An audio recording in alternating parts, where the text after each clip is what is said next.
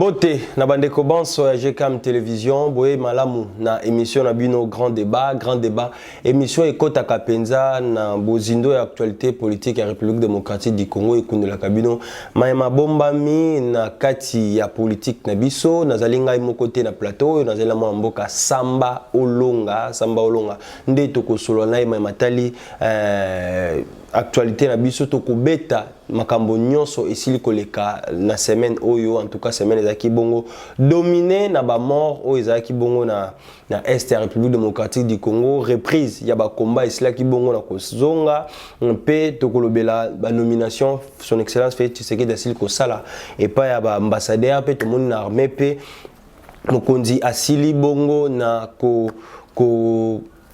nommé tokolobela une fois de plus restaurant il y a Joseph Kabila na Tanzanie, vrai ou fausse, tokolobela beaucoup kaba vérité et à travers émission oyo puis une fois de plus tokolobela une fois de plus état CNPP beaucoup na vidéo CNPP skaba tritaka bato ya maboma ba sengi balobi facha bosani bango atala peli su côté wana beaucoup tala ndenge CNPP comment parce que ça na bato belé bayoka balobaka ka CNPP peut-être pas tikala non komona ngote beaucoup découvrir ngo kaka awa na GKM télévision mama moko en tout cas na Kinshasa ça la base les aki mimi toujours pour l'aventure babinga ga mama mboso souvent ganga kana komba mboso mais tout le monde qui vraiment propos na ko lekisa ko déborder jusqu'à la première dame et puis totika kupanza sangwa mabe maman on a enlevé été mais ba ki de ko interpeller jusque là aza toujours na chango pe aza na maboko ya ba kulusu pona ko juger hein en tout cas pour maima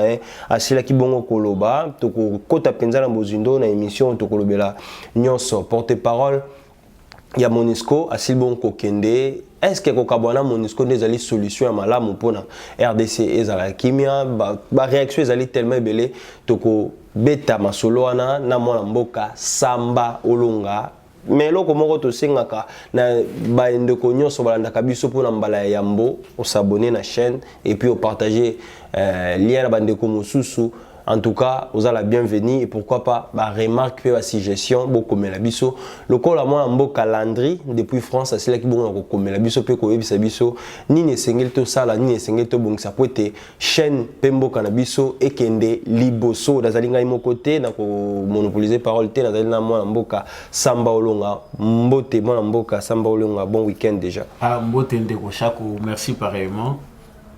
Merci mingi ndingo invité nga na plateau na yo pour te partager l'actualité vraiment. OK, merci en tout cas mokolo ya lobi vendredi to mona ki penze zaki ya koinda makasi na Goma en tout cas makelele chamaki pour kokunda bande ko to mona ki na stade ya unité basil bongo ko exposer 10 corps ya bandeko basil ki bongo ko kufa na marche ya anti Monisco donc ko benga na Monisco ko kende et ça qui on ndenge ni ko ka réaction na ko ta la réaction bandeko ndenge ba ko les lignes de collaboration en tout cas va vivre au mange ça qui makasi vraiment ndeko Chako tout d'abord premièrement nazo profiter na motuna na yo pona ko pesa ko souhaiter ba condoléances na ba famille yo ba kufeli bandeko na bango et puis deuxièmement nazo partager vraiment peine wana vraiment makasi parce que ezali deuil national.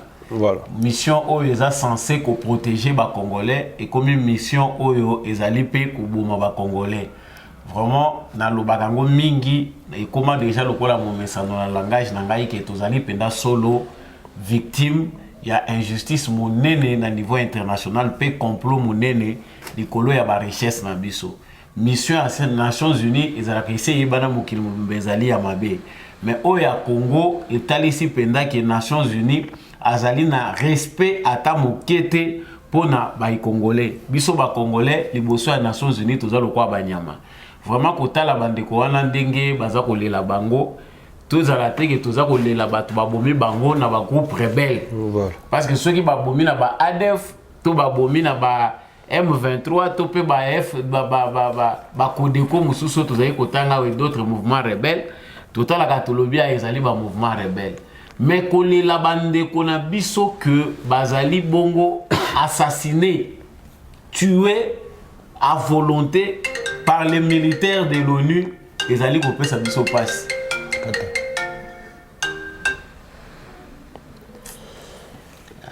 M'appelle à WhatsApp. WhatsApp est normal. Continuez là. Donc, kolela bande kona biso ba bomami na ba militaire ya Nations Unies eze loko moko eza ko pesa biso pasi makasi parce que tu comprendre maintenant que ba allégation ebele bazalaki koloba par rapport ya mission à Nations Unies na Congo lelo makamunyo eza mis au clair mutu moko te akoki lisusu kokote la ONU pona koloba ke ONU aza force négative te. Depuis 2004 na yebaka tokendaka tobima na balabala biso ba Congolais tobima na balabala na 2004 les Congolais ont dit non à l'ONU na mission à Nations Unies. C'était à cette époque-là que l'ONU devait partir. Mais malheureusement, l'ONU n'était pas parti. On a accordé une chance na ba dirigeant à l'époque on a balobité il faut te revoir parce que déjà à cette période-là les Congolais ne se sentaient pas protégés par la mission des Nations Unies. Lelo, toza kotanga plus de 20 ans. Oyo oni aza ko exister na Congo. Vraiment, c'est une catastrophe. On ne voit même pas les donc signification ya mandat ya MONUSCO. Bazalaki Monique, mission des Nations Unies au Congo, balongwe bakomi MONUSCO. Bapesi bango mandat il y a la stabilité pour la stabilité au Congo. Balongwe mission ndenge zalaika mission des Nations Unies ndenge ba pour la protection ba civile, ba comme mission à stabilité, tout ce qu'ils ont ajouté là. Ba européen sa bango mandat offensif, je pense ba 2013 ou 14, ba pesi bango mandat offensif. Tilelo, il n'y a rien de concret. Pendant tout ce temps-là, Bilez a qui zéro. Zéro. Bah, qu'on continue toujours. Comme moi, pas si pour pas qu'il y ait des balingo qui ne karaté. Et c'est ça. Nzamba sungi biso mo pepe nyonso yaka izalaka na ndenge yaka. Ma isoke sopani c'est que moto aningisi ba Congolais basi ba lembaki na bango. Oyo bande kona biso ba yeko kufa awa ils sont morts en martyr pona kosukisa na mutuna na yo bande kona biso wana baza ba martyr ngana zali ko encourager gouverneur ya Nord Kivu na bao baza na Ituri esika nyonso bato bakufaki il faut laisser des traces oyo koki ko rappelaka mémoire collective que bande kona biso wana bakufaka pona cause juste biso tulilaka bibembe ya héros n'importe comment omoni boleli bongo après esili na bino bobosani bango boyebi ata bakombo na bango te. Vraiment il faut qu'il y ait une plaque, il faut qu'il y ait un endroit soki bakochango na frontière bakochango bisika monini oni siège ya MONUSCO ezalaki place bani na bango ezalaki. Je pense que c'est une bonne décision bisika wana bachango monument bakoma plaque na bakombo ya bandeko wana bakufi. Ce sont des héros qui sont morts pour la cause commune, cause ya patrie na biso. Voilà, tout le monde une image ndenge les kaki na ambiance les kaki en tout cas ba célébrer ki bango penza et les kaki kitoko parce que baza ba héros. Ba les héros tem ba célébrer kaya en tout cas bandeko ba sala ki ni mpe koloba en tout cas MONUSCO esengeli kaka il faut quitter la République démocratique du Congo. Tout le monde la vidéo plutôt se retrouver tout juste après.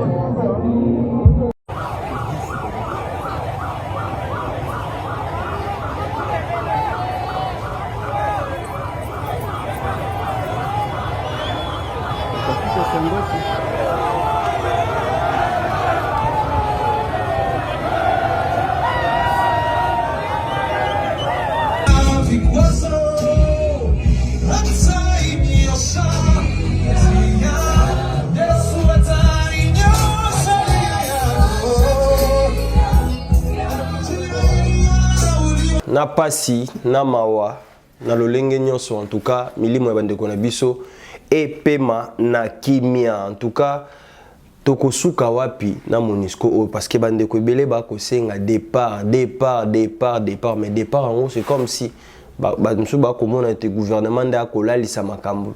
Est-ce que kobengana MONUSCO eza tout ça on a lolenge ba ko salela to fait modèle mususu? Bon, tout d'abord, premièrement, il faut que les lots ONU azali devant un fait accompli. Voilà.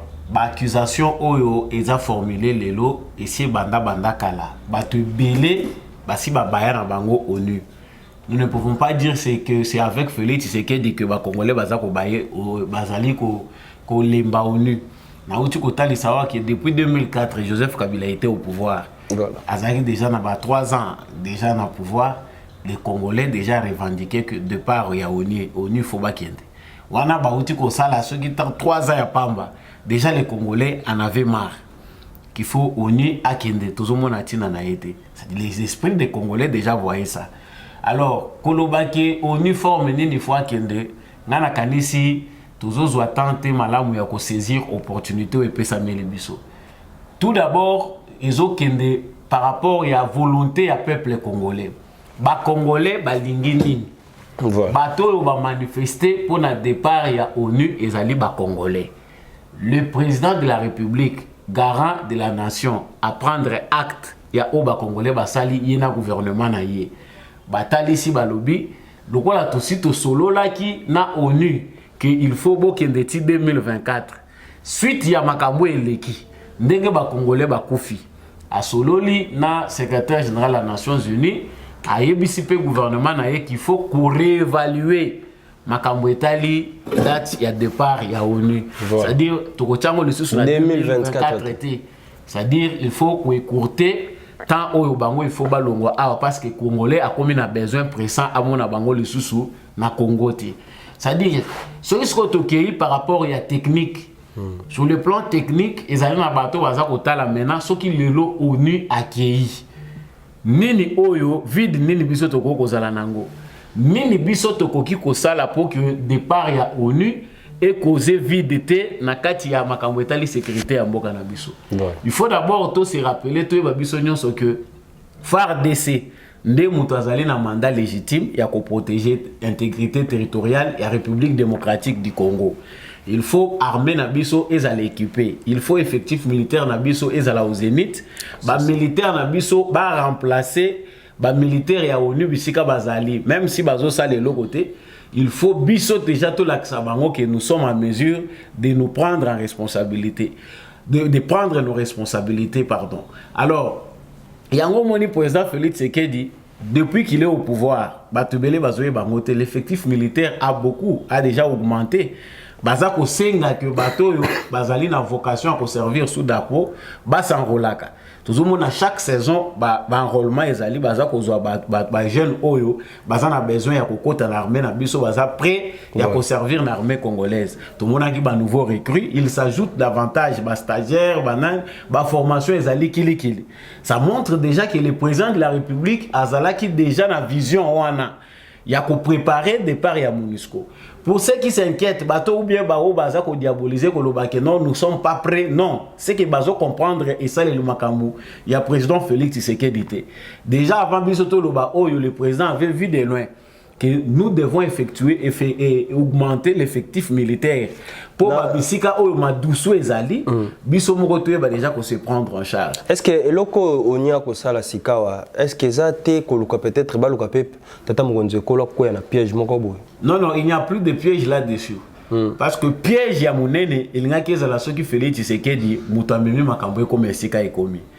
Le peuple congolais s'est pris en charge. Il y a un féliciter bande na biso ya est particulièrement oyo babimi na balabala bo manifester bozo continuer ko sala yango coup de chapeau à vous c'est votre énergie yango nde mutulelo et produire ça dit onye ko banga Tshisekedi est le représentant du peuple congolais il a des limites. Il doit normalement atténuer son langage. Il faut par euphémisme adoucir les termes, des fois il faut voiler pour ne pas se créer des problèmes. On voit qu'il y a une décision du gouvernement, secrétaire à MONUSCO, après que le propos était que MONUSCO na FRDC bazana ba arme ba rebelle bazali nango. Certainement, Moutouana azali parmi bateaux ba créer ba bakisi colère ya peuple congolais. Parce que déjà ko lobabilo ko wana eza ko lakisa ke MONUSCO eza inutile. Tika biso to kende moni des fois envoût ba iloko musuba benga ka envoûtement ezali makambo oyo penza ma permettre ke salema pour mabewe bombama et mo ebima na polele. C'est ça. Moutouana a aidé biso ba congolais to comprendre officiellement au moins que la mission des Nations Unies est inutile au Congo. Malobanaye ya bimisaki yango lelo et permettre que les Congolais s'appuyer dessus pour revendiquer officiellement le départ de la MONUSCO. Je n'ai pas continuer à attendre au Katinga Maloba pour que biso tozali na droit pour se prendre en charge. Bato bazali ko Kantseke Tshisekedi a décidé par rapport au Congolais à Sengi de manière hasardeuse. Mais zali kindoki ndeko chako. Na landi ba opposant. Na landi ba tumususu baza ko mebenga. C'est-à-dire aujourd'hui ce qui se disent. Hein? Bato baza ko mebenga ba opposant na Congo, ba lingis ko na menito ba komi nde bato bazo côté la MONUSCO. Comment on peut vouloir une chose et son contraire? Voilà. Tshisekedi Babundi, aujourd'hui on est na phase où ezako senga balobi que budget armé na biso bazo matsango. Pour l'exercice 2022 balobi que plafond à 1 milliard il faut atteindre yango. Donc avec l'année prochaine, vu peu augmentation à la recette na biso ndenge ba régie financière et comme ko sala musala kitoko, possibilité ezali que ceux qui va réduire train de vie à l'institution mususu, budget na biso ya armée ko pousse na lisusu musika koleka parce que nous avons beaucoup de besoins en sécurité. Ça montre que le président de la République et le gouvernement sont dans la vision d'accomplir la tâche, la mission régalienne de l'État congolais, il y a pour sécuriser, couper, pour protéger l'intégrité territoriale. Si Koyo, Franck Diong, pour ne pas dire, pour Martin Fayoulou, na monagi déjà tweet na ebiso ba congolais to zwaka tante ya ko ngolande la bango toye ba makamuni bazo salande go chaque c'est ça kinga mawa na moniki ndoki ya Congo azandi na kati ya ba congolais. Parce que comment imaginer, Martin Fayoulou dit toujours Senga, le secrétaire général des Nations Unies, à se déplacer à Longwa, Kuna Aya Awa, pour discuter dans toutes les parties prenantes. C'est-à-dire, le peuple congolais a sali, ils ont un mon côté. Il faut le secrétaire général des Nations Unies, il y a la peine Martin Fayoulou, comme à partie prenante. Après ça y est, à Vinaye, le Congolais va lobby et pas Martin Fayoulou le lobby de l'autre côté. Oh, ba Congolais ba lobby aujourd'hui parce que ngata on a lobaka na plateau na ngana zo yebisa bandeko ke ba tebele na tanga ka bakombo ya ba Denis Mukwege na tanga ka bakombo ya ba Martin Fayoulou. Aujourd'hui s'ajoute les Franck Diongo et tous les autres kabilistes au tozomona oyo soko sangisi bato wana nyonso lelo ba komi contre départ ya ONU ya mission à Nations Unies awa ba komi pour que on y atikala ba komi ko lokela biso ba théorie oh moni départ précipité et ko créer chaos Izati. Cette voie dans laquelle le peuple congolais s'est engagé aujourd'hui, même si ONU a eu la décision pour réparer son préjudice au Congo, cela ne veut pas dire que nous devons regarder les sous ONU awa. Il faut MONUSCO akende. Au moins, les lois va comprendre, va déclaration pour chercher à compatir avec le peuple congolais. J'ai vu le docteur Denis Mukwege, tant que la semaine passée, qu'est-ce qu'il avait fait comme déclaration? Abando côté là, ONU. Azo côté là, militaire à l'objet, azo s'est indigné d'engue militaire à ONU bakufi.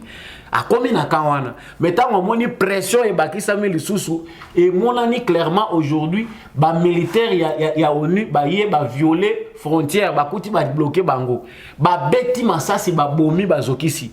Qui peut parmi eux encore qu'au Fongola Mounoko, qu'au côté de la soumission aux Nations Unies? Moi, je pense que les Congolais ont toutes les preuves de comprendre qui sont les ennemis internes et externes de la République démocratique du Congo. C'est-à-dire, l'analyse politique était qui est l'ennemi du Congo aujourd'hui. Donc, moi, je pense que niveau haut, la mission et les Nations Unies, le peuple congolais doit être très éveillé. Le système des Nations Unies est pris en otage par des malfaiteurs. Les mafieux nyonso ya monde bazo profiter derrière le système wana. Et si nyonso oni azali mafia izali pe wana natima. Ils ont instauré leur mafia au Congo. Ils ont recruté même des jeunes gens. Ba rébellion ebele tout ça au monde na est à Congo. L'ONU est aussi pour quelque chose, c'est une force négative. Voilà, ce pays l'autre balbito tanga parmi ba agresseurs l'autre au monde. To moni rapport ya ONU bimi ONU azo accusé Rwanda que Rwanda ko soutenir M23. Mais Rwanda lobby eza mascara par rapport à massacre na tout ça na RDC. Les Camerounais ont j'ai des ping-pong entre MONUSCO na Rwanda. Bon, tout d'abord, premièrement, moi je pense que les Congolais ont beaucoup à gagner na eloko isalami. Déjà, l'avancée est allée positive. Parce que biso to bandaye ko souffrir, pourquoi? Parce que makambo biso to bandaye ko loba biso ba Congolais. Na ba preuve to zaye ko fournir au niveau international et bandaye ko sala côté. Mutu moko ta bandaye ko lobelango. oyo oni alobi lelo ki Rwanda bazali na ba preuve ya implication à Rwanda na M23 comment l'armée rwandaise entre dans le sol congolais eza ya sikate ndeko Shako c'est du connu mokili mobimba eyebi yango mais bango lokola bayebi ke Congo biso tozaka na ba droite biso toza victime ya injustice ya communauté internationale pe complot na bango pour déstabiliser éternellement le Congo yango moni bavandi ba mitali tango batalani bango na bango batali balobi non lokola congolais déjà bandi pression boy soki to lobi langage ya ba congolais te bakoyoka biso te yango moni ndeko Shako bazui langage ya congolais bakosi o rapport à expert rapport e bimi lelo te ba rapport bandakala biso to kangi ba rwandais na sol congolais ba rwandais na batenu na bango na ba bot to kangi bango za na bilili na kanito ko lakisa bandeko bamona bao bamona yango te ba bote minduki na bango nyonso to kangi to lakisi mokili mobimba emoni oni alobi bazali ata na preuve te bintu keita alobi bazana preuve te ya lolenge oyo Rwanda azali kokota na makambo ya Congo ndenge armée rwandaise zokota na sol congolais lelo ba expert à Nations Unies siko bazoya ko bima balobi toza komona ba preuve ezali komona na ezali kolakisa ke ba militaire rwandais bazali kokota na sol congolais bakota ka plusieurs fois et puis bango mutu baza la base ya appui contre M23 ezali soni ndeko Shako ngana za ko benga ngo ce sont des déclarations de honte mais cela est positif pourquoi parce que biso tozo la sanction toyoki gouvernement na biso azolo ba langage kitoko eza langage ya ba congolais c'est-à-dire bolobi yango to si toyebi na landaki Christophe Lutundula coup de chapeau à lui parce que il dit clair les choses nalandaki pe Patrick Muyaya il s'habitue Patrick Muyaya ozalaka kokanga munoko to comme ça munoko supu te na tango guerre ba adoptaka langage o eza franc clair soki biso mutu toza agressé inutile ya koliaka munoko il faut être précis atolobi maloba mi balemisa to mezala clair au moins cette fois-ci na moni akomi ko loba langage o ba congolais nyonso chaque temps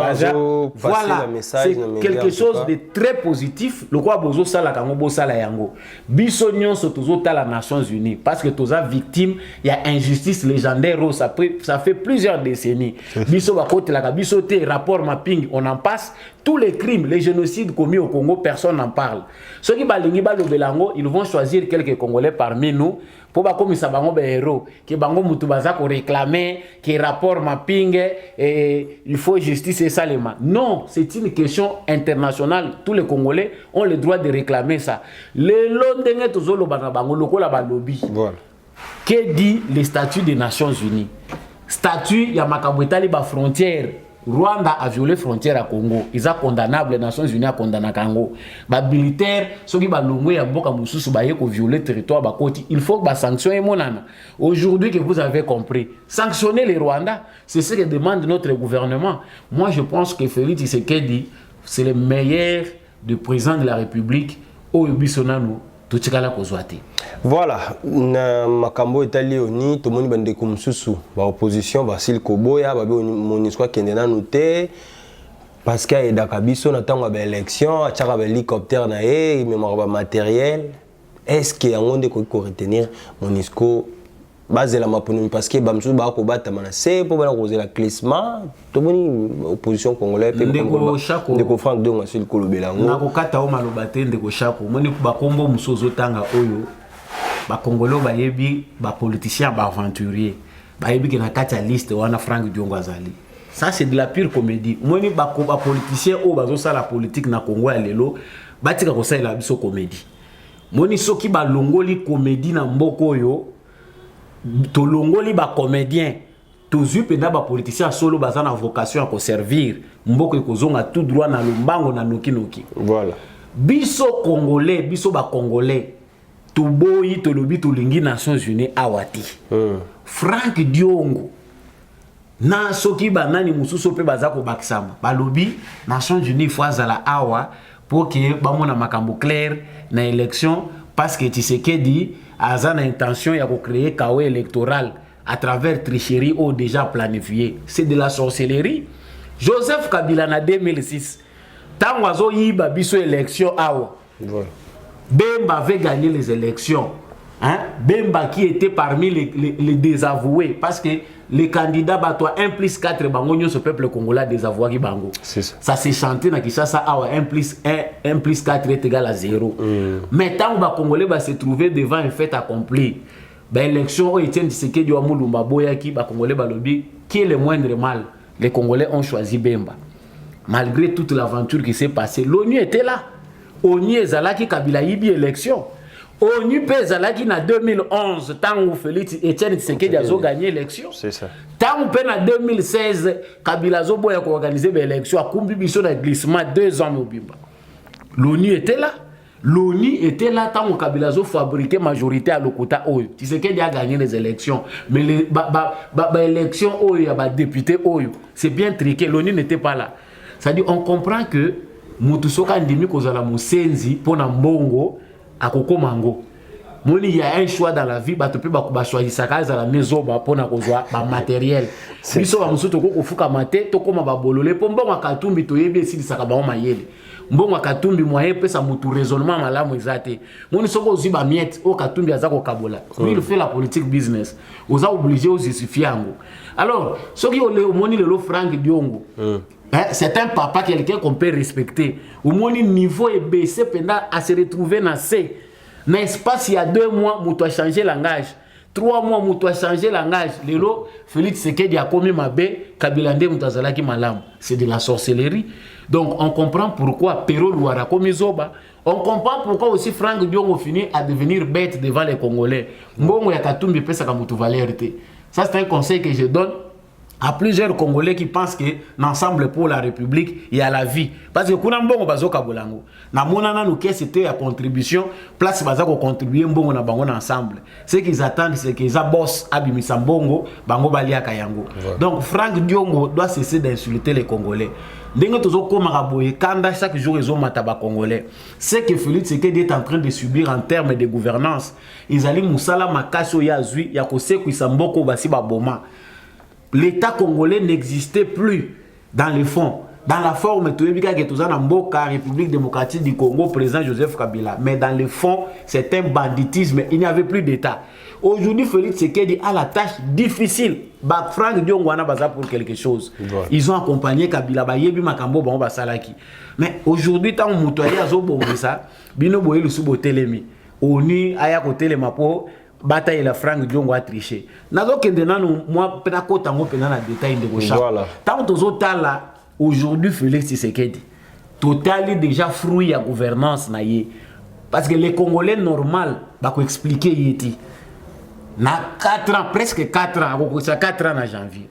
Soki total bilan ya Félix Tshisekedi est négatif en quoi? Le bilan de Tshisekedi est largement positif.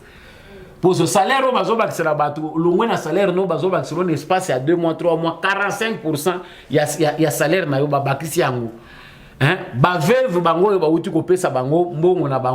de 35 000 francs à 200 et quelques mille francs congolais. Wow. Il y a des militaires. C'est là où les gens ne comprennent pas. On voit les matata pogno. Mama oro soki yepe mutakoza la candidate na bango commune na yebi pété. Mais candidat na bango oyo to nan peut ba s'arranger té. Yango to lobi ba s'arranger ba sa la kamoko parce qu'ils sont dans les statu quo. Aujourd'hui, Franck Diongo a rejoindre le statu quo. Il s'est déclaré déjà président, candidat président en 2023. Tomoni Mututu Soga Leki, en tout cas, on a déjà parlé en 2023. Il y a candidat en 2023. Mais la situation qui préoccupe à l'est de la République démocratique du Congo, départ il y a Monisco et Kolobela Babine de l'autre côté. Dans l'intimité de Franck Diongo, ceux qui moi en Penza, tu peux matara Mutuka, à Kendara. Parce que Nakotika il y a la classe et Namutuka il y a voisin. Tu vois, à ça n'importe quoi et pas moi parce qu'il y a une classe. Vous n'avez évité ceux qui répondent c'est le biseau. Mais dans mon équipe, moi, nani ancien gouverneur ya Mbujima, Ngoïka Sanji, kozwa idée, kolobaete, toti kanyonso. Tâche politique na ya ndeko nyonso ba fand autour d'une table pour ko luka ko bengana Monisco biso nyonso to senga tozala liloba moko makanisi wana yozu ngone est-ce que Kosima avec l'opposition actuelle? Moi je pense que ils ont déjà échoué parce que plan déjà de départ à Monisco, tu sais que le président Félix Tshisekedi est malin parce qu'il anticipe pas. Bango peut-être bazo kanchaki ce qui se fait aujourd'hui et c'est loko non tu sais que déjà ça mona qui déjà musika aussi longtemps qu'a déclaré qu'il y a déjà la tribune des Nations Unies pour na kotalisa que tous les sous vraiment les sous-soutenir à mesure ya kondima ki na sol congolais tous à la pléthore ya éléments ya MONUSCO ya mission des Nations Unies il avait déjà tout dit et aujourd'hui les éléments prouvent à suffisance que tout est déjà préparé. Oh, bah, on va les le freinage. Oh, est-ce que tu ko se débarrasser? Non. Le gouvernement va s'assurer pour la macamboïta logistique. Matériel, nyonso. Oh, yuzoko senga, oh, bisoto luaka ya MONUSCO. Il faut gouvernement congolais à trouver. Parce que pourquoi ne pas faire un budget où ils ont bisomoko? Donc, là, tout ça dépendant ya matériel à MONUSCO, où ils utilisent ka bailiko na bango. Bah, des fois, mi na bango mususu, ba petit porteur na bango. Ajouter ça au budget électoral, tu sais que tu créer na ba province na biso parce que ba province na biso ezaka na ba moyen sauvetage té. Ce qui ba pesi ba hélico na ba province oyo, ba difficulté ezananu. Vous allez en termes ya déplacement ya ba kit na ba nini. Et ko aider ba hélico wana ezali ba tiango pona ba service à sécurité na biso mais en même temps et servaka pe pona ko memaka ko sala transport ya makambo itali ba bulletin de vote na ba matériaux mususu ya ba élection à la place que biso to dépendaka na bango. Ça c'est une question qui doit être évaluée avec la CENI ba trouver moyen nini oyo ba ko trouver logistique ko remplacer logistique ya MONUSCO to utilisaka. Nous ne pouvons pas garder la MONUSCO ici parce que matériel na bango biso to utilisaka yango. Wana za lien oyo ezo freiner mon pepo déjà congolais nango. Et pendant que moi je parle de tout ça nazo bele la ka bande ko na biso bozo continuer ko télément. On manifeste à l'est à Kinshasa, on prend de la bière, on fait le bruit et aux Zongi, au Bandi, au Tchasko Maké, le pas président de la République. Cette question n'est pas une question. Pour toujours constater en termes de manifestation, il faut manifester même dans le Lubumbashi, partout. En tout cas, les gens ont donc, le coloné passe, les gens ont un problème. En tout cas, c'est là qui dans beaucoup de jeunes, qui est du Congo, à Kinshasa, qui la gare centrale, pour commémorer mémoire ya bandeko basili kokufa en attaque aux aki anti-santé. En tout cas, geste à bon de Tolingi. Mais Tolingi peut un bon matin, un bon lundi, bon l'amour qui peut lelo, hein? MONUSCO is killing in RDC. To monyango pena yé pena botié pe mutu na mutu pe bandenga o dégager. Avant de changer chapitre, dernière question bandeko pe batuninga ngo mingi. Soki lelo to bengani MONUSCO, nini ekokomela RDC en termes de sécurité et en termes de diplomatie. Ce qui est l'autre vingani MONUSCO. Le roi to biso to komika ka retrait. Nini ko yana sima. Et l'autre côté koya parce que ça sera un peuple qui s'est assumé. Na minimiser risque était. Voilà. Na le donc tant na le bi l'autre koya c'est parce que lorsque un peuple se prend en charge à revendiquer souveraineté na yé obstacle les alakate. Mais il y a des gens qui disent que les loso qui MONUSCO qui est Congo les arabes la balkanisé. C'est faux. Bande kwana bazolinga ko décourager motivation congolais na gouvernement. Voilà. Le gouvernement est dans la bonne phase. To eloko toza ko senga wa eza réduction à train de vie à ba institution. Bato bazolinga ki misolo eza ko pesa bato bazolata kaka ba veste asikana banani ba otama kile na ba parlement oyo. Ba kabolango de manière à ce que équilibre entre militaires, entre les autres fonctionnaires de l'État et ces gens-là qui ne font rien au sein de la parlement, de l'institution, il y a République, il y a un monde logo tout ça ko senga. Pourquoi il n'arrivera rien? Les Nations Unies déjà à ça sali 22 ans au Congo. Au Congo là za ko senga izali soni na mukili mobimba ba yebi que Nations Unies sali le côté. Il n'y a pas de problème en ça ba ko ya otinde la biso ba avion de chasse tende dans le bakaba ko bombarder biso. Ça n'existe pas. Mais le risque est que nous, Congolais, devons être en avant. Président Nabiso Yaka pour décider na sima. Tu exposé président de la République. Parce que souvent, virage y a boyé. Mingi batouana ba mibenga ka ba décideur, ba prédateur du monde ou anangande na benga ka bango, baza batu oyo, ba linga ka ko viser ba président ou ba moni ke baza ko nuire na ba intérêt na bango. Tu sais que dit déjà franchir avec le peuple congolais, ligne oyo pour na bango eza rouge. parce qu'ils ont pris le Congo en otage, balingi ba museler maloba ya ba congolais, balingi voya ba congolais se faire entendre été. Mais ceux qui biso to kangi ba frontière na biso to lobi désormais lokola bino bozo yo ka voix na biso te génocide de salami na Congo bolingi te ko considérer biso intérêt na bino mon côté a to ko accepter ngo le sous. Je pense qu'ils finiront par s'allier derrière Oyo ezali volonté ya peuple congolais. Donc en ça, moi je pense qu'il n'y a pas de risque. Le départ de la MONUSCO, c'est la volonté du peuple congolais. Ba malfaiteurs bazolinga ba diviser l'opinion congolaise. Pour na qu'il y a une frange de la population congolaise qui n'est pas d'accord avec la MONUSCO, ce sont des gens qui ne s'assument pas. Nos FARDC bien équipés. Ceux qui mbongo ezako yiba manabatu, mbongo ezako liama, ndenge kofiolo mida yebi ezotonga ba château ailleurs, mbongo ya bana ezot. Ceux qui mbongo wana eza awa canaliser awa. FARDC bazana matériel nyonso, batungeli bango ba logement na bango kitoko. Batu ebele, nazo bisonde nazo loba ba jeune ebele ba komela ngai. Ba jeune ebele ba komela kanga ba lobi samba olonga loba. Biso toza awa na Katanga, biso toza awa na Kivu. Par façon to mona ka basoda na biso epesa ka biso posate ya okota na armée. Mais toza na souci biso peto la tateni to koma obenga mabasoda. Mais loko ezo sa les attentes to mona ka basoda na biso azoya ko sengo 100 francs, azoya ko sengo 500 francs na mona ka ngape na kokoma lokola ye. C'est ça. C'est comme ça qu'il faut travailler pour d'abord soigner l'image de notre armée. Biso tozo be la mikolonio so ke ba recrutaka ba jeune ba adhérer à l'armée. Les jeunes m'ont répondu Monsieur le président de la République, moi je donne le message au Bango Bapesa, Bapesi. Parce que chaque fois ici, tu as joué médiation entre Bato Bazoyo Kabiso, Naba gouvernant. Bazako Lubango clairement, les jeunes sont nombreux. Bazako Benga à partir à Katanga, à partir à Kivu, même à l'Équateur, ils disent Babongisa, ba condition et ba militaire. Ce côté-là, on peut déjà saluer la volonté du président de la République, parce que deux biais alliés. Mais il faut des réformes profondes.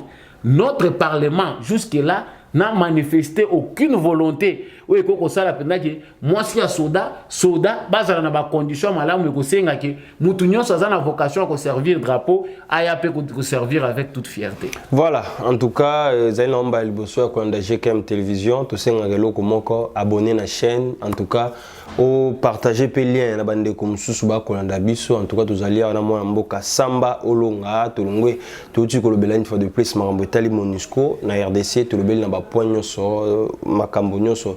Ndenge salve na biti ata ofandi na chéri au bobala na te pendant 22 ans aux analyses bala été bilan j'espère que ça positif ça négatif en tout cas il faut même moi si on changer idée ya oluwatenga pe fona lokana ça no makamsusu bilan ya pamba ya MONUSCO ya onde permettre que RDC a continuer na MONUSCO to fungola misu to longola ba parti pris parce que ba pesa ki $50,000 ou il faut bimanate volo ba n'importe quoi. Natangi komba motote mais na lobby to changer chapitre sika to loba botuna kinga ba question mingi après documentation affaire Bunagana parce que ba guerre ici bon on ko reprendre affaire Bunagana dans le tobi bien parti ndam mobimbate parti ndam ezali na maboko ya ba rebelle depuis le 12 juillet mais ni ko lobate ke ba botoli yango nyonso parce que FARDC Azana moyen à s'attaquer directement parce que pour combattre la population. Tout le monde va guerre ici pour nous répondre et répondre puis aux actes aux sango. Moko il y a colonel un commandant il y a qui a FARDC ancien commandant intérimaire du FARDC premier secteur du FARDC à Beni colonel Richard Kayonde Bizamaza a kangaki donc kangaki et puis une fois de plus à rejoindre la M23. C'est qu'on peut dire, elle a fait la trahison à la nation. Bon, on comprend qu'il y a toujours des Congolais Oyo. Mais comme on est Bizamaza, ça dit quelque chose. Parce que nous avons des noms comme ça au Congo. C'est ça. Mais il faut des bisons de tout bêta, c'est un hélicoptère. Photo c'est ça, identification. Dès que vous biso c'était photo bêta mingi na identification. Biso il faut beta c'était mingi na likambo etali identification nationale na recensement général de la population.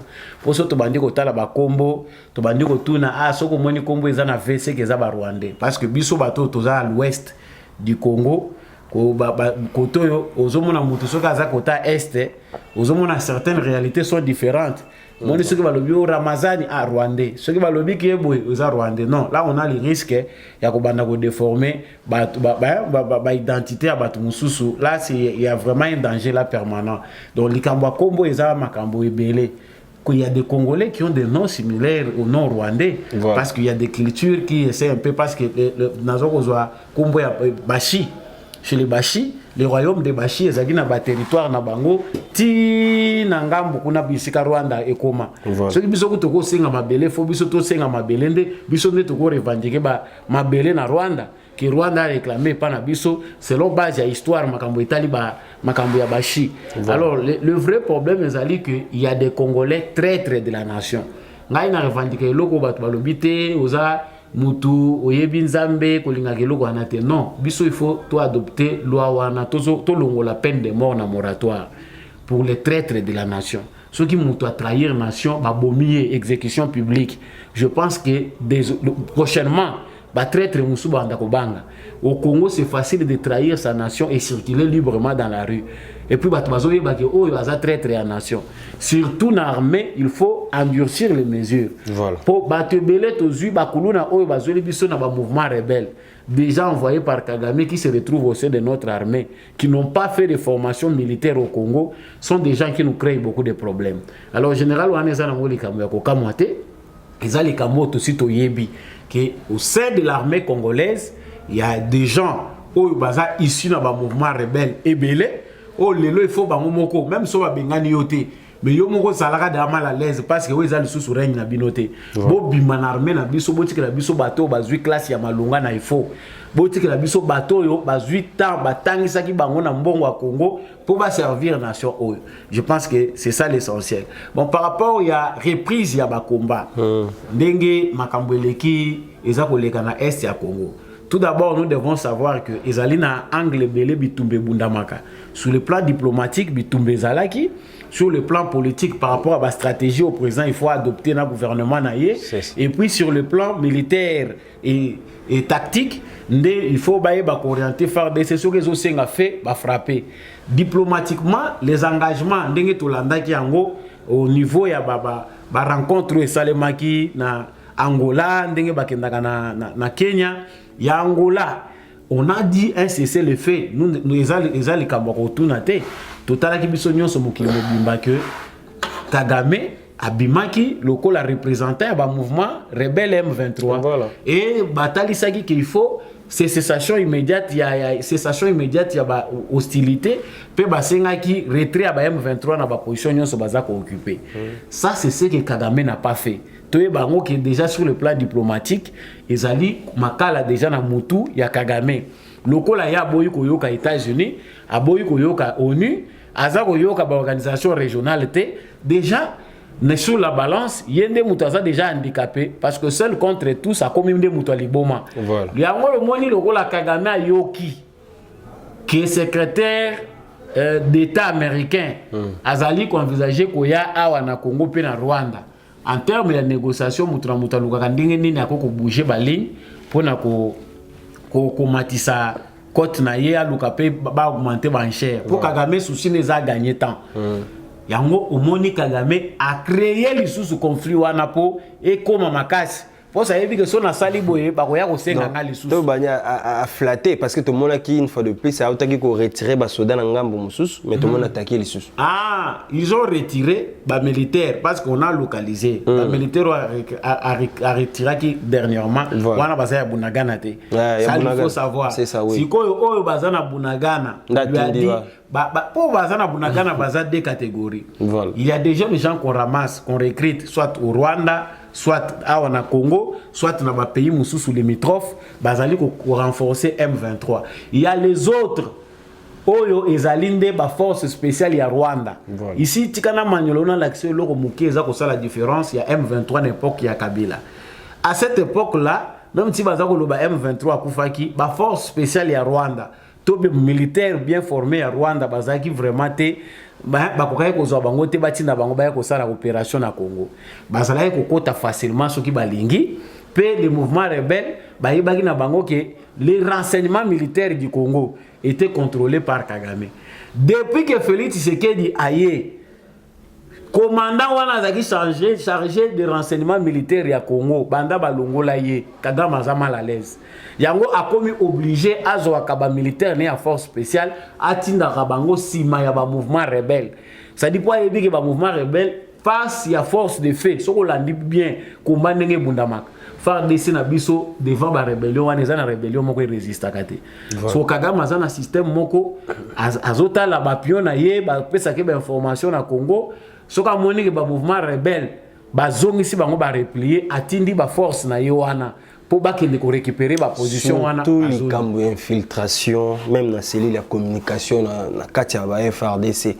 Et loko wana ezali makasi bona mboka. Ya wana lobi na bango parce que ça na biloko ya armée qu'on n'expose pas comme ça publiquement. Voilà. Mais on avait donné une information publique et identification pour l'armée et ça n'a qu'à salima.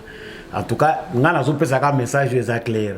Bande on a biso qui se disent Nyamulenge, qui se disent autres parce que l'obit to yoka ba déclaration. Actuellement, ils sont très audacieux. Président ça lobi boza ba congolais bino ba Nyamulenge. Est-ce que muto aza vrai congolais pas asa la vrai congolais approuvera yango?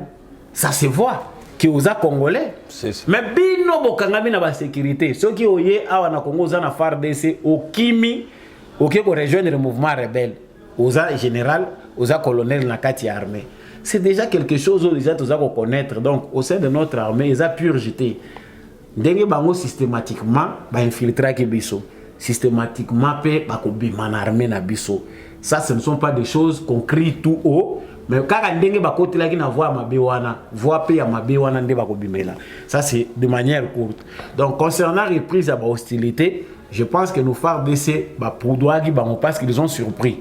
Va faire DC na biso na ba position na bango pour ba avancer les sous. Tout le monde qui va faire DC à reculer, mais si va faire DC avec une fois de plus que faire DC ba s'attendre quitter faire DC va préparer qui bango d'habitude ba ya ko surprendre bongo pour ba gagner ba position faire DC ça se défendre qui ba loba ki il y a des villages qui sont perdus au Rumagabo za maboko faire DC et puis il récupère encore mikolo ezako ya ao so ki ba yo quitter injonction ba pesi na bango parce que diplomatie za na ndenge lango esalemaka.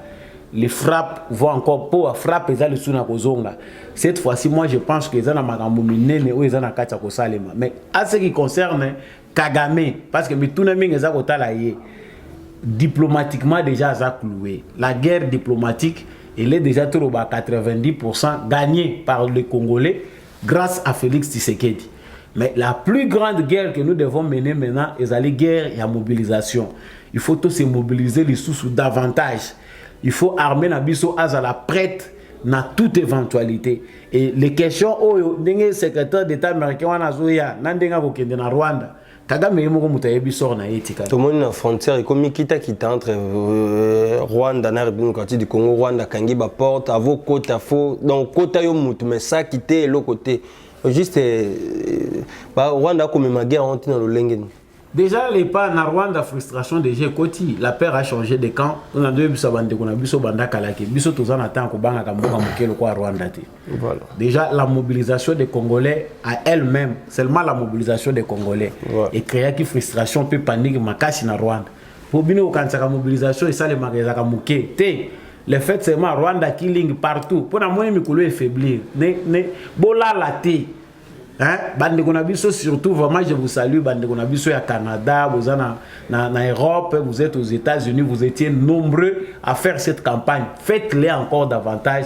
Nangambu ya Kagame, déjà, opposition na bandi ko soit force, batubele ba komi ko craindre. Dernièrement, ba komi ko accuser même gouvernement congolais, ba zo accuser président de la République qui a collaboré na ba opposant rwandais pour déstabiliser le régime à Kagame. Donc quand c'est dit comme ça dans les médias rwandais, ça dit qu'ils sont dans la peur. Mais c'est un type qui se croyait malin à se trouver devant Moutou Aza dans sagesse. Moutou Aza dans sagesse devant un malin, Moutou Aza sagesse à Likolo. Parce que les malins c'est le diable. Hein? Malignité, Satan. Moutou Aza dans sagesse. La sagesse est supérieure à la malignité. Moutou Aza dans sagesse a yebindenge nini. Il y a qu'on s'incliner devant une situation pour qu'on soit victoire moko ou ezali durable. C'est-à-dire face au Rwanda, Félix Tshisekedi a adopté la bonne stratégie. nazako yebisa bandeko belé na ba émission belé que si Félix Tshisekedi akendaki na ba émotion pour attaquer directement Kagame aussitôt arrivé au pouvoir, c'était nous qui devons perdre. Mais le président de la République a eu patience moko ya tamoulaï, ya ko supporter Kagame jusqu'à n'après Oyo ndenga yeko komisa. Voilà, tout le monde qui tozonga à Kinshasa, tout le monde président de la République a select bon nommé ambassadeur à Sika, nommé ambassadeur na Suisse, na Zambie, na Burundi, moi il loba pour ngo. Bon, d'abord félicitations à Bato Baouti qu'on nommé Bango, je remercie beaucoup, félicite les chefs de l'État ndenge ba nommé ambassadeur au coup ba présenter pour na ba état na Bango, wana ça dépend de leurs états, ils sont les bienvenus na la République démocratique du Congo. Voilà. Mais les nominations, ils sont vraiment très capitales. Ils sont dans l'armée. Voilà. Et si on appelle ça, ils ont déjà conseil. Puis ils ont des conseils. Faites très attention. Machine ya corruption na Congo. Ils ont ma casse. Bande konabiso ebele. Bandoki ya Congo. Balingaka komona élévation te. Bandoki ya Congo. Balingaka komona mutu asala musala malamu te a brûler. A briller. Donc si na Congo ba monyo ozali kolo bazo bundande po ba kitisa yo. En tout cas, lieutenant général, mon général Chiwewe Topesio, vraiment félicitations ndenge be élevé yo. Je répète, salaka musala malamu yeba batu nini bazali ko entourer yo po Congo. Bando kinde mutu bazana no belé o il faut dans les prochaines élections, le maître hors état de nuire, c'est que base à l'issue de l'institution. Mais à ce qui concerne les réformes, tu as dit que réforme koya makasi, que ce soit dans notre armée, que ce soit dans la justice, parce que tout le monde qui peut la nomination, Moussou César va continuer au quota. Bâtir na place à Sika, au sali fait, bâtir au poudre, beau fongo la mise ou beau à la angele, beau sana ba relation, na makambo itali musala. Voilà. Na Congo soko sangisika ka relation na musala corruption eza musika te na yo. Yebisa famille fandisa bango. Mbongo na kokabela bino si vous voulez quelque chose na kopesa bino. Mais na makambo musalo na lingina banda botika na kimia. Ah ba nommé yo batuni avis à famille te, batuni avis à chef de village te, batuni ba ressortissant te.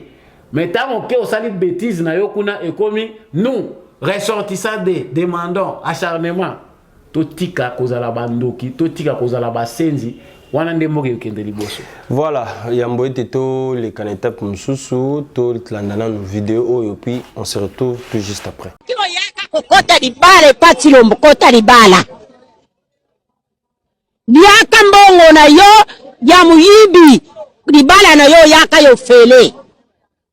Yo za mwasi, ngana za mwasi. Mobali langa koki kozala pa président.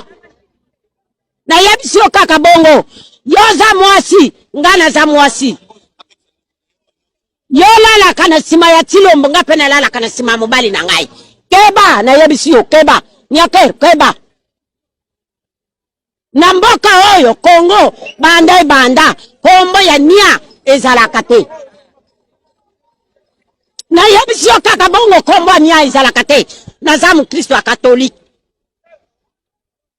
yo soko sambelaka bikeko ya Rwanda ngana sambelaka na sambelaka nzambe oya kelangai koluka makambu te ndeko na yo soki bakupesa ye bukonzi ndenge oyaka kodomine oyaka na bakisi odomine mobali na yo mobali na atikaka mwasi mususu kuna na poto yo po tikaka mobali yo kodomine oyo kobotola libala ya muninga teba na yebisi okeba na tela ya basango oluka te tolali la yo 3 heures biso tolali na se yo lala kana mbet biso tolala kana mabele tozo sala prière teba na biso basango teba na biso basango kosakana na basango te kende kosakana na mobali no yo yako ko botolo yo mboka kitani ya mboka ya est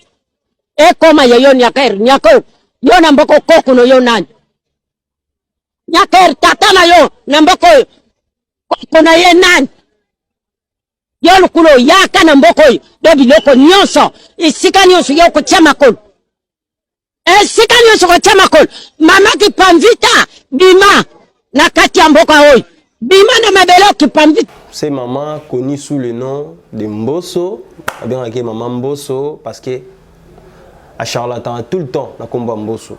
Mais tout le monde qui vraiment cette fois-ci, on a habité sur la comédie, tout pas la comédienne, je ne sais pas comment on a cette fois-ci qu'on débordé dans Malobanaï. Ti n'est pas la première dame de la République démocratique du Congo. Maman âgée de 69 ans, oui, azana maboko à la police. Totika kopanza sango na lolenge ya mabe bayaki ko enlever na 4h te bazwaki na ndenge ya force te bayaki ko zoyer parce que ba propos na ya lobaki mwana mboka samba oloba ngambo bon naza d'abord nazo sika makasi ta on landi vidéo wana na siki mingi na siki na lobi biso ba congolais tozana na makambo ebele ya ko apprendre et puis olandi ba intervention bato par rapport à vidéo lokola oyo namoni totika nde bosenzi. Peut-être les termes sont choquants, mais il faut qu'on utilise les termes durs. Na Congo, basenzi baleki mingi. L'état de droit, c'est une école. L'état de droit est alité, libertinage et expression. Cette maman-là est manipulée. Clairement, toujours comme on a dit, maman wana aza d'ailleurs aza na passe, aza déjà na 3e âge. Ce n'est pas une maman qui a sala biloko azo sala wana. Mais ba jeunes gens bazo qui ndaka ko interviewer Moutubazo poussé parce que à la voir comme ça, Makamboazo Lobaya yebi peut-être les conséquences nangote. Je pense que ndenge bakangiye c'est une façon d'éduquer bateau baza ko lakisa bato mabe. Ko lakisa bato ke il faut ko finga ka Félix Tshisekedi, il faut ko finga ka nani première dame qui lui a dit nani wana ina makambo wana ke première dame aza rwandaise. Parce que na Congo et comme ceux qui battent baliba diaboliser yo baye balobino oza rwandais oza identité ba pesi. Qu'est-ce qui montre que cette maman là ndenga za koloba wana za congolaise maman wana za congolaise na nini non moni manipulation mususu parce que awa tozomona ngomingi na époque oyo ya président de la République bazo diaboliser entourage ne mingi. J'étais en discussion récemment na bande ko moko bengi ngai na téléphone uniquement pour me demander Biseleli aza rwandais, ministre de la défense aza rwandaise, première dame aza rwandais nga lobi mais arrêtez. Hein? Si ce n'est pas la sorcellerie, il faut te luki lango kombo. Bino boyebi ba rwandais nyoso bazaka na mboka oyo boyebi ndenge botanga ka bango. Cette maman a débordé. Je pense qu'il faut procéder comme ça chaque fois que muto azako yeba conséquence à maloba na ye. Aza responsabilité na ba propos na ye pona ko yeba ki imputation dommageable ezalaka. Ba faux bruit ezalaka.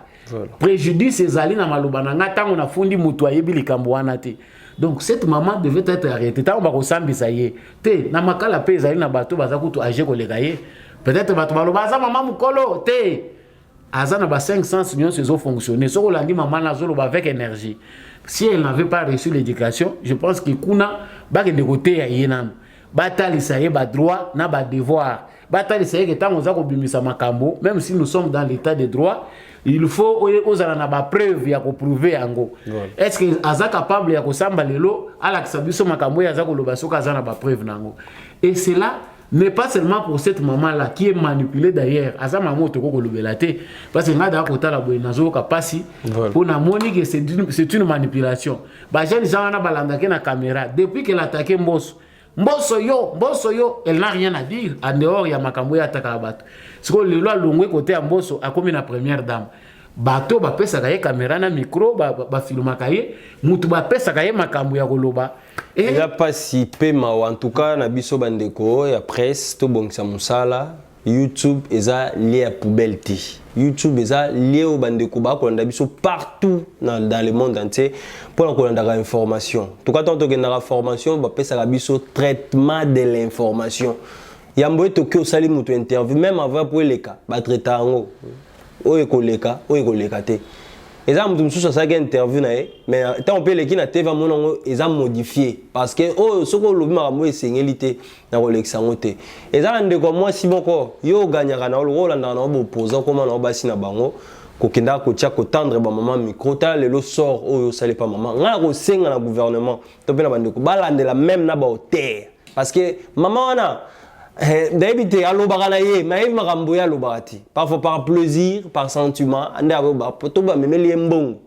Yo kende ko interview pas mutu, o meme liembongo. Pour aloba n'importe quoi, yo zo succès, maman ba tout à l'heure sort. Aza maman mukolo, ouais sengela ki azala to na homme de veillard to ki wa pas fanda na e lelo commissaire na place wana en tout cas bande connexion après to bongisa musala biloba loba elekate parce que YouTube na kala soki ozali ko considérer en auto zo ki on place mo lié moko za ki ya ba aventure sache-le bien ba to ebele ba koti makala likolo ya YouTube koloba n'importe quoi parce que ça presse en ligne ba to ebele ba ko comprendre tina ya presse en ligne teti siko presse en ligne tant to ko pesa information faut pesa information parce que ta malobo ka ko koloba ko pe ko kangisa yo et puis là la gina bakisela yo parce que journalisme eza attaqué aux ala tala côté c'est ça eza bien sûr ba ingrédients eza quand même cause la journaliste eza cause la tala côté il y a des gens au baza kotinda bango finga président de la République on a kala avec Kabila ça payé au fingi président de la République ba bengi pour finga ka yemingi pour tika ba lukelo musala ba pesio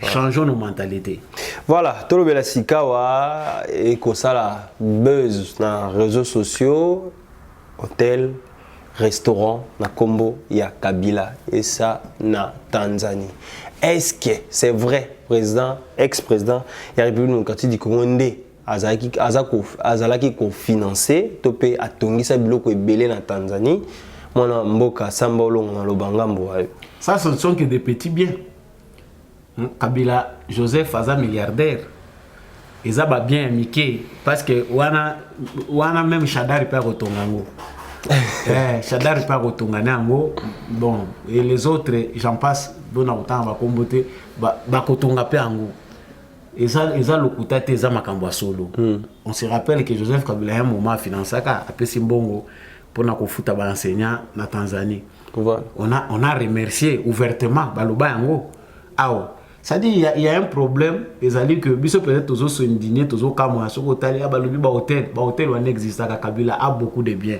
à travers le monde où ils na Congo ils moqué par rapport à où ils libanda Kabila za na ba hôtel ebele azana ba mina ye ba rap oyo ba kotisa na business ya makambo etali ba hôtel ces hôtels là ezaka kate o tozomona na Afrika ya moko à kota déjà na ba bien immobilier ebele biloko wana salaka nous savons que le malheur pour nous c'était d'avoir Joseph Kabila Mobutu asali 32 ans à Piamboko mais 18 ans à Kabila eza 100 fois plus pillage Mobutu asala parce que oya Kabila c'est que ba timoli ba soki ba kutaki poto c'est que ba ko timola na poto na mabanga oyo ba tiaki na se pour fixer poto wana ba ko zongo ba ko memango donc Joseph Kabila et ko étonné na mobiso te bala kisa biso ba bien wana nde baza ko lakisa il a des biens en Afrique du Sud azana ba bien na ba pays belé ici au Congo mabele nyonso koma nango ya ye mais économie mbona ebo futa ka ile sute banda départ ya ilunkamba mais il faut osala na soni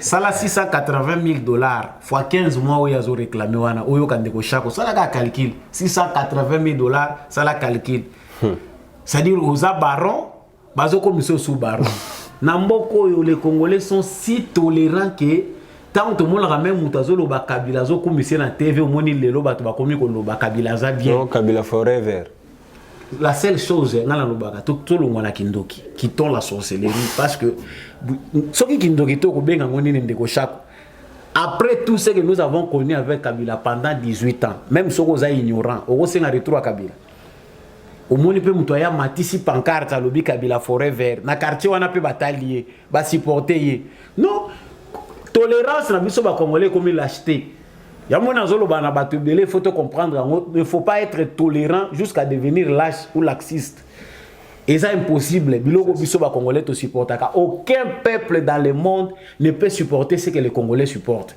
pour ezalakate les Congolais souffrent mutu moko avandi courant na Kinshasa ezate yo yebike na kingakati batonga barrage bazotonga ngo pe balobi mutu musabi me ayebisi bina lobi mais eza bien hein mutazo tongeloko bato pe bazanzinga nzinga bazwa courante ndeko moko abenga ngai ta nazoloba makambo Olive Lembe pona makambo ya nini ya nini soki tourisme na bango bazo voilà. na parc ya Nsele de ya Nsele ya vallée de l'Ansele parc wana ya Nsele o une partie ezana ngo bien ya Kabila na mwasi na ye basali siko kuna tourisme ba congolais bakendaka botala ka banyama bokenda ko sala fête na mbongo nini pendant 18 ans otiki biso babola o baby si jeunesse ba mususu banu babota mi otiki bango sans avenir siko yo tie biso tokenda ko se divertir na mbongo nini les Congolais ne comprennent rien siko de kwana zo benga nga toza na Canada awa il faut poser la motema malamu et loko Olive Lemba sali za mabe na nini ezolukela ba congolais misala elukela ba congolais misala mbongo makile tonga ke loko te.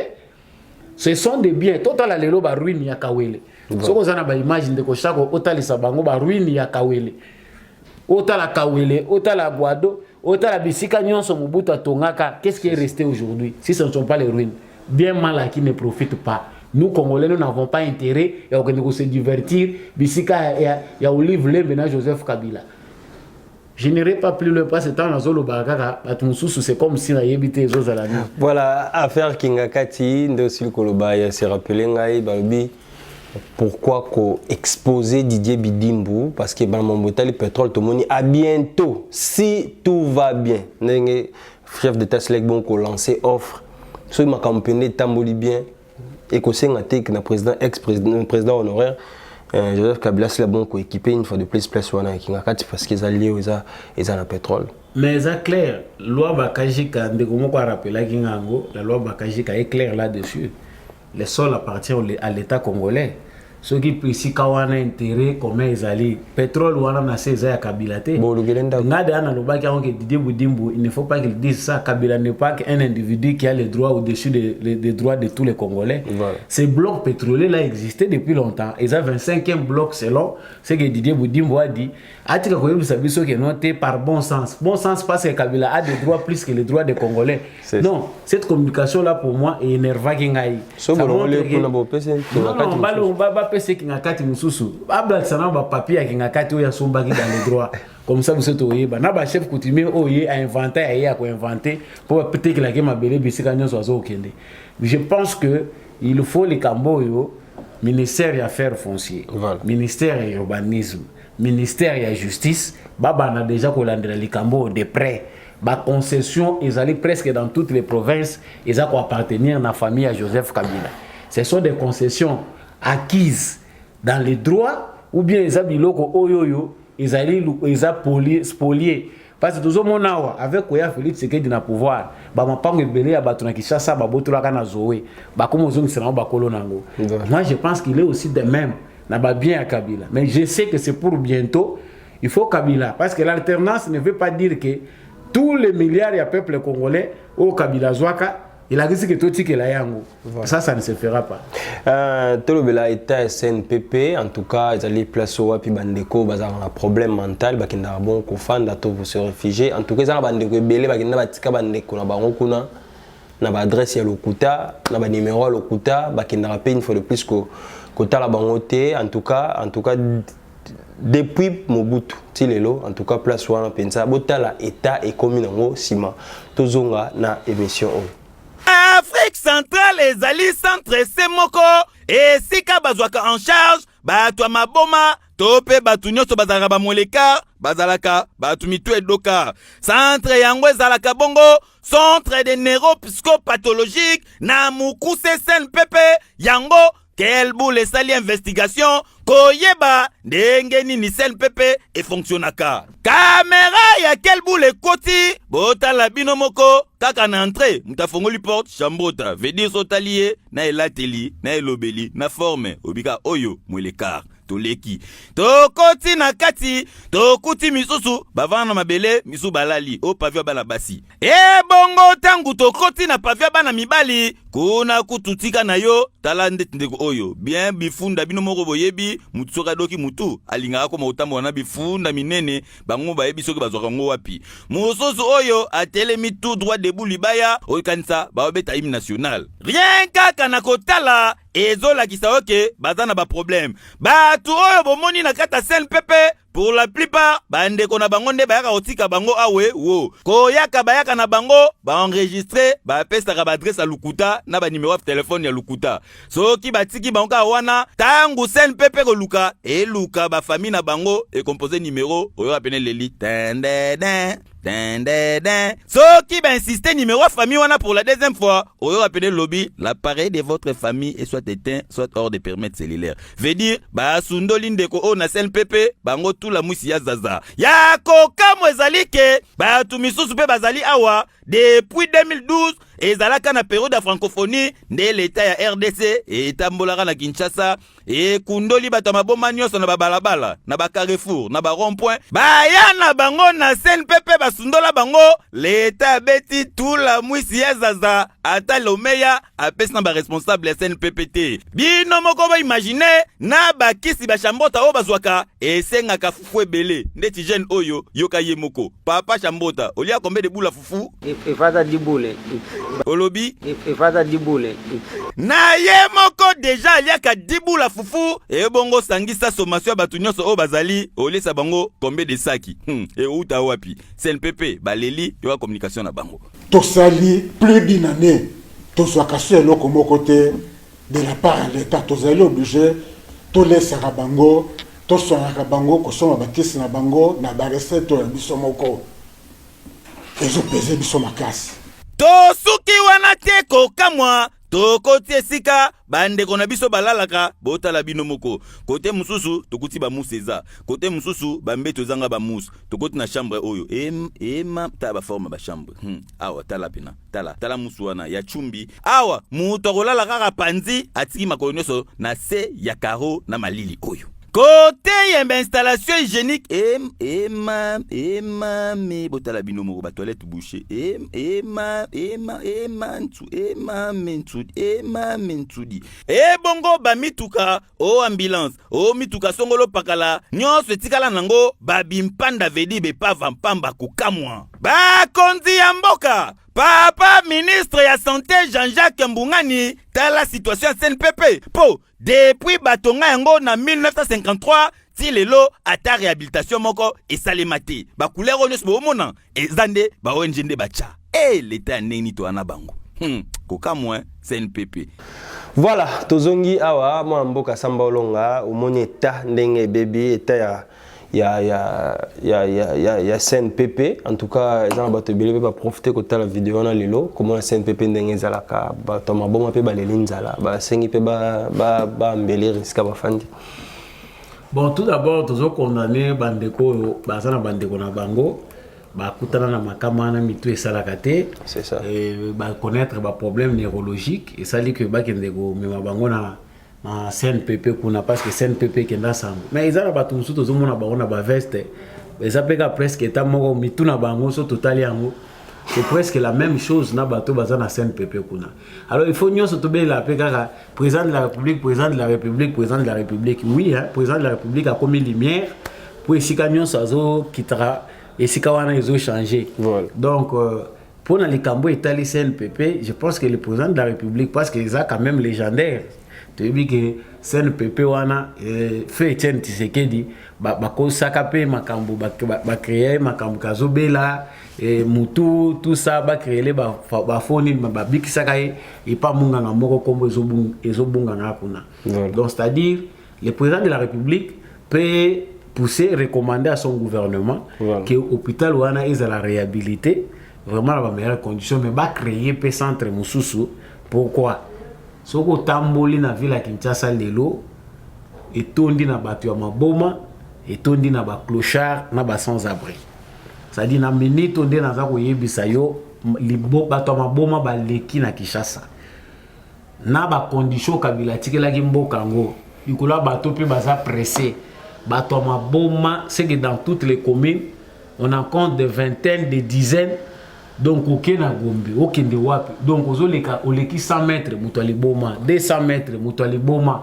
Finalement, phénomène où il y a batama boma na ville à Kinshasa, c'est ça qu'on ternir même pas image de la ville.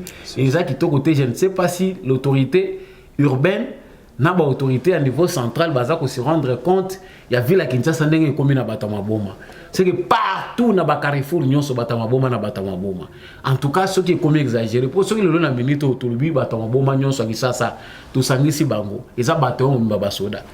Na zo ko sa hotel de Bachako, eza bataillon mbaba soda. Otala na bingabe musu bazo bimana batama boma. Moi je pense que c'est une question qu'il faut bien voir. Batala ngona malamu na ba autorité urbaine. Ces gens-là doivent être encadrés parce que sur le plan il y a mboka na biso ezali kopesa kitoko te et puis bato baza ko senga na ville ya Kinshasa.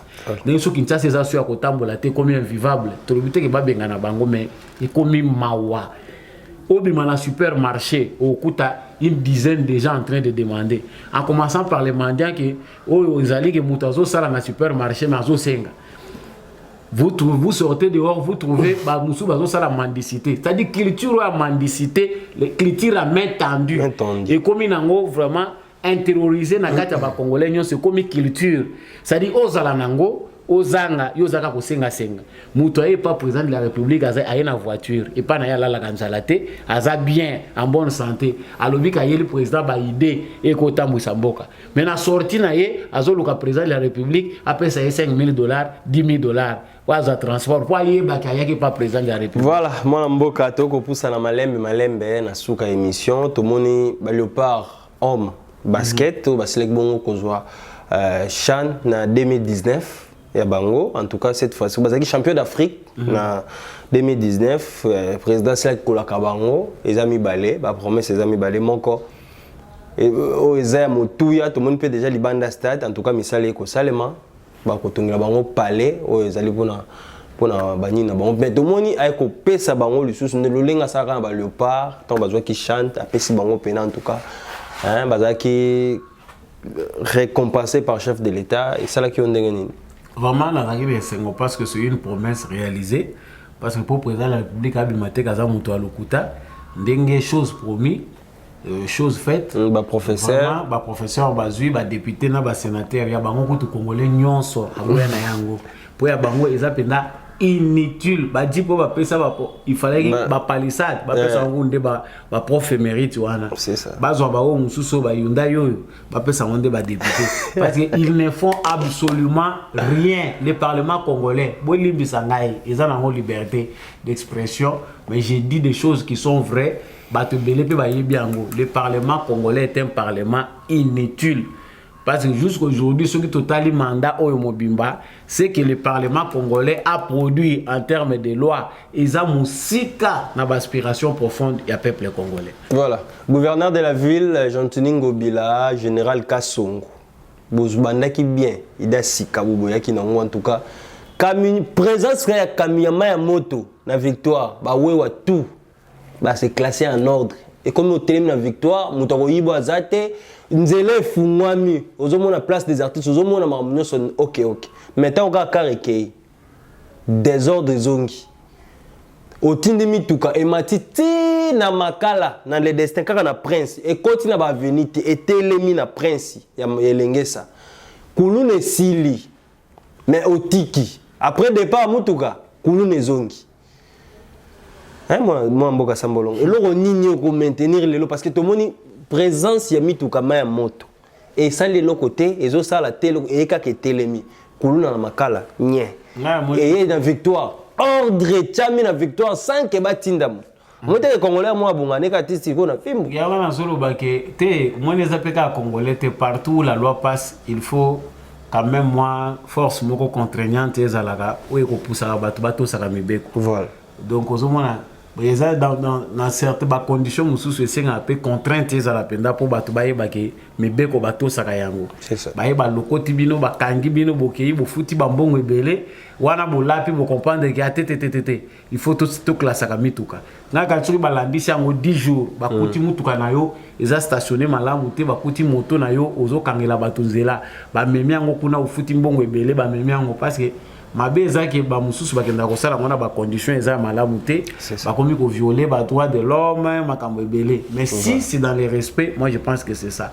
mais pour na likambo ya général Kassongo ngana kanisa sa lembi na ye général Kassongo ngana moni o lembi na yo o ko kana yo te bon musala musupeza ka mutu pe soka lembi bongo alobi te bo décharger ngai na vana na kimia parce que tout le monde a une pression makambo ne ozolobana makambo ezebele ezo senga ki a intervenir mais yemo a commis déjà dépassé alors bibo sunga ministère intérieur kuna kutu soki persona lobby maître Daniel Aselo ya awa on dirait mutu moko azokende guerre sur terrain pamba ko bimela ba roulage na nzela ikinda wapi o makambo wana maître makambo ekenda isila ka boye mettre ali mona terrain ministre intérieur to ka ke susa e komaka na sangora musika Kinshasa capitale esika ba institution nyonso ezali ezaka alika boso bokeli boso bandi kozonga makambo bakulu noyo on signale que dans plusieurs quartiers makambo bakulu ne bandi kozonga ezongi ebandi mbele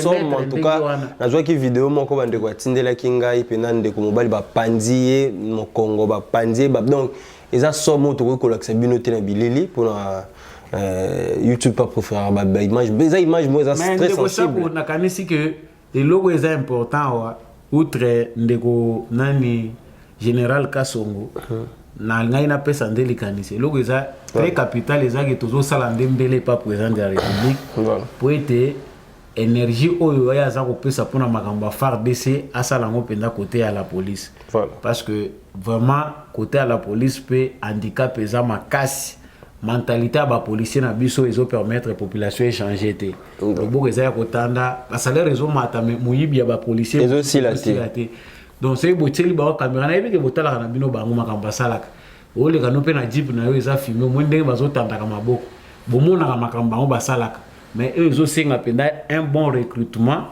ya ba policier pour kabila azwande ba kuluna ba prisonnier musu ba bimana makala comme ça bango ba policier il faut recrutement malamu esalema pour bazwa batu oyo bazali na bongo ya ko servir na kati ya la police. Voilà, tokomi na suka mwana mboka synthèse na maintention sur actualité ezaki semaine et puis na actualité mususu ezali maloba na yo ya suka po to kabana mokolo ya lelo. Na tondio mingi ndenge yo invité nga na plateau na yo. Merci na bandeko balandaka biso puis balandaka GCAM télévision. Mais merci également na apôtre Gérard, na pesi mbote mingi papa Jean-Louis Timbalanga, vraiment pour tous les lecteurs oyo bolingaka mikanda mingi. En tout cas, il faut lire ouvrage wana la vérité des journaux. S'il y a encore des Congolais qui écrivent, les Congolais vraiment bazana na ta ya kokoma, bazana vraiment kozongisa biso na makamunyo sur les cas. Vraiment, ils ont enseigné biso. Mais c'est que wana wa biso livre ça cher makasi hein. Ah bah c'est ça les livres awa pas na biso livre ça les yeux de la tête pour acheter les livres na ba revenir na biso ba congolais il faut ça la ministre il faut ça pour bangonde ba bureau na bango ils équipé na ba livre édition azo $50 $100 il peut acheter comme il veut. Mais pour l'autre classe où il y a société si les livres pour zo na Congo pour ba jeune peut batanga na bango sauter. Mais livre na kate. Donc, on a remercié vraiment Papa Jean-Louis Timbalanga. Je sais qu'il y a encore d'autres ouvrages qui vont encore venir. Et tous ceux qui encore mourir sur la lecture na Congo, na pesibino matondo mingi. Merci na maman Lisette Mongbendu. Vraiment, maman Lisette. Bandeko Goma. Bandeko nyonso basé à Goma bino bozo sala biso malamu parce que boza vraiment porte étendard. Bo telemi penda na sengi na bino biso nyonso toza la FARDC na motema. Tout qui t'a le beau côté pression au mata après la MONUSCO c'est toute la communauté internationale que nous devons interpeller que Congo ils allaient gâteau à Moutounion sauter le Congo est un état souverain ils doivent apprendre à nous respecter. Voilà, tout continue toujours dans la marche et numéro de téléphone nous peut citer. Bon les numéros et téléphone les a plus 243 82 349 65 26 plus 243 82 349 65 26. Debout Congolais. Debout Congolais toujours. Merci beaucoup. Voilà, merci. En tout cas, la bande de Cognon sur Bazaïna Goma. Pour continuer toujours comme manifester. En tout cas, population de PRDC, tous les Simalabino, tout le processus, tout le monde, Tidasuka, Monisco, Foualong. Après Monisco, RDC et Tigalakaka, RDC. C'est important. Merci mingi na apôtre Gérard Kabea, merci mingi na papa Antonio Mbia, merci mingi na Ndeko Landry depuis France, merci mingi na baeban soba à travers le monde entier et ça c'est mon makasi numéro d'Alouana au commis au PC suggestion pe ba remarque en tout cas to kosala toujours un effort ya kobongisa parce que to za wana pona bino ngai na bino to kutani bongo mbala sima ciao et là chaque 1h30.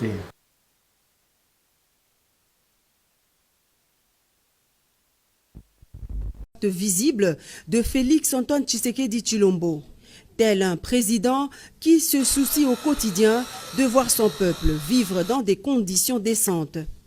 2 mois après, le père de la nation revient à Kanlouka pour communier une fois de plus avec cette population pour qui ses actions salvatrices en sa faveur font parler d'elle. Le pont Louboudi, dont les travaux ont été lancés par le président de la République au mois de mai dernier, avance à pas de géant. Comme lors de sa première descente, Félix Antoine Tshisekedi Tshilombo a eu droit à un bain de foule impressionnant de cette population bénéficiaire qui n'a pas tari d'éloges à l'endroit du premier président de la République démocratique du Congo à se rendre personnellement dans ce quartier jadis enclavé et oublié. Vraiment ma idée oyo ezalaka la bana mobutu basana bango te ba négliger yango. Fatia vraiment tiango ne preuve. En tout cas, tu adorer, tu sais pas, na biso pa ça musala. So yo boy na ndoto na yo boy na biso na vision de tout monde na ndeto zaela ka na ndeto ko to bota miya to kolia. To momo na nanu mbala boto mona président kata maya makelele. Bana na botama. Na moni président kati mai na makolo to mona nda kati mai puis acheminer boulot venir salama. Muto amesana kwanga. So amoni penage ba comme na tanga kolia frites. Ya ba ko ne spia frites. Oh je ko frites ko moya.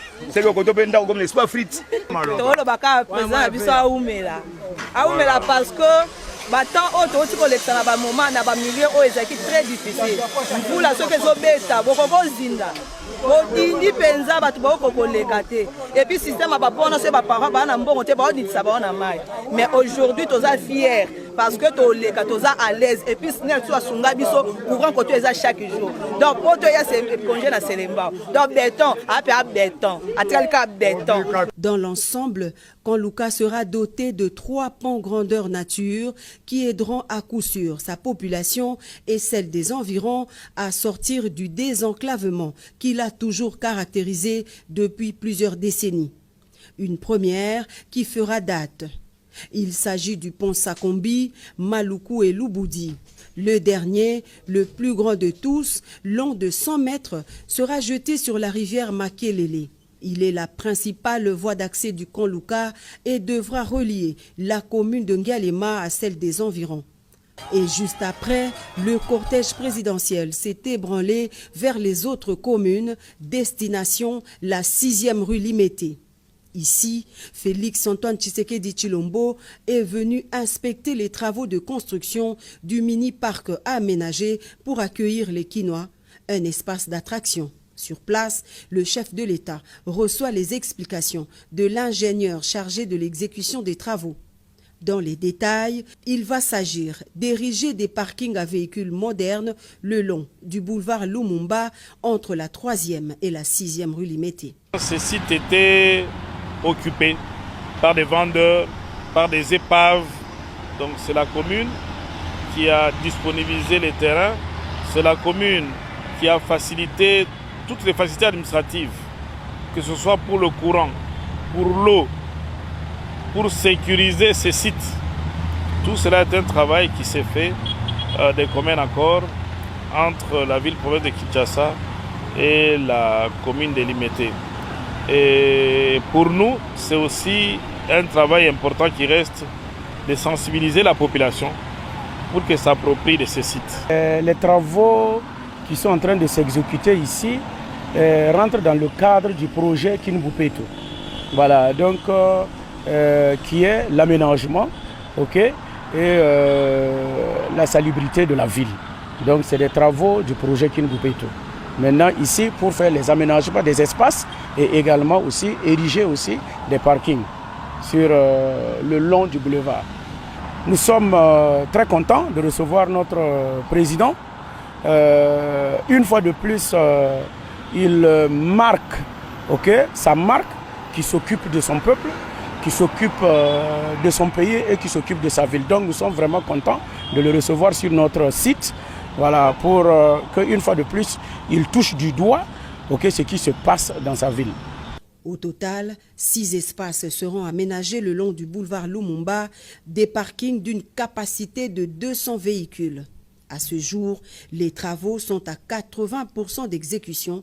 L'ouvrage sera livré à la population bénéficiaire vers fin août de l'année en cours.